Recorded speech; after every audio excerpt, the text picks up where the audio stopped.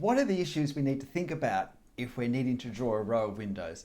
And if we do a lot of drawing of architecture, there's going to be a lot of rows and windows to draw. So let's find out what they are. Hi, I'm Stephen Travers. I hope you find this helpful. Let's go.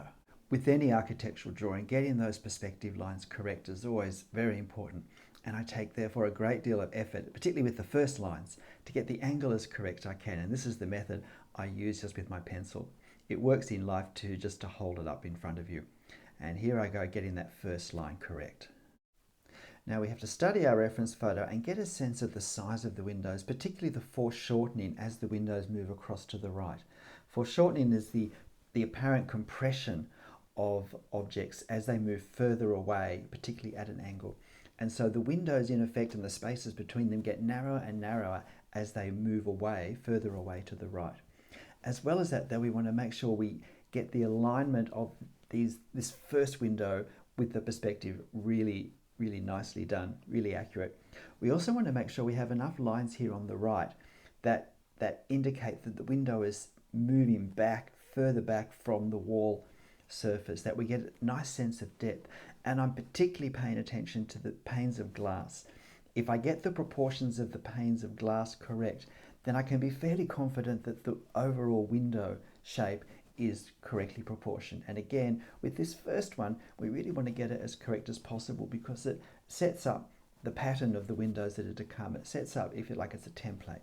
So we want our initial template to be as accurate as possible. With our first window done, we now move on to the other windows. And as I said before, we particularly want to pay attention to foreshortening. We've got the perspective angles worked out. So it's really that horizontal, that going from left to right, distancing that we want to really focus on getting correct.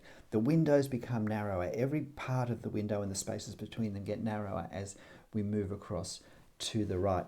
The other challenge, of course, is to make all the windows look identical except for that foreshortening.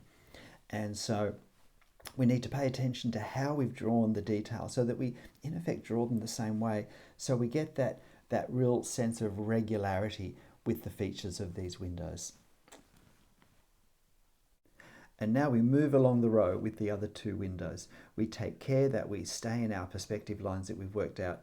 Again, we pay attention to the foreshortening, making things even narrower, and particularly focus on the alignment, that all the parts of the windows that are meant to align actually do, with perspective and with each other. And fortunately, this sort of thing gets quicker as you do it because we're becoming quite familiar now with the components of these windows and their surrounds, and also how we're actually drawing them in this drawing. So this does get easier in the drawing, and it gets kind of fun too. So now it's a case of putting just a few details around. I use a ruler just to get that line correct, although I draw it freehand, and a few more details of the ceiling just to frame our row of windows.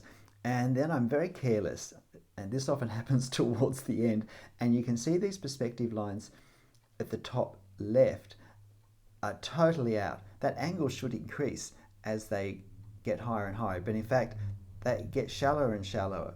So I'm really unhappy with that when I have a look, and I think I might have to do something about it. Well, I hadn't planned to apply tone on this drawing, but I did such a bad job of the perspective angles in that top left corner that I really wanted to try and disguise those mistakes a bit more. So I thought I'd put tone over the top and explain just what I'm doing as I'm doing it. And hey, if you've lasted this long, please hit the like button. Please think of a comment that you could put. Tell me something like this that you'd like me to do a video on, or just subscribe if you haven't already done so. Anyway, let's have a look at that tone. So I get a Copic N5 marker and I redefine those lines so that they're a bit better. And then I use this N5, a relatively dark tone, to just put some of the strongest shades on. And then I get an N3 to put a greater range of tone on for defining the shadows. And then in the end, decide I'll get the N6 out again, and I'll just do those window panes, because that can help to really snap an architectural drawing into place. And that's it. Look, I think I've improved it. What do you think? Well, that's it. I'm happy with the way it turned out in the end.